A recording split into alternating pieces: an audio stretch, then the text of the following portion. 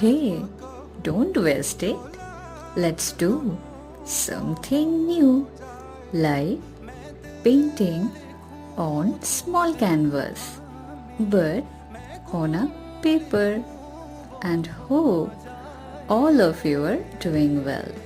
So let's start acrylic painting and enjoy the process.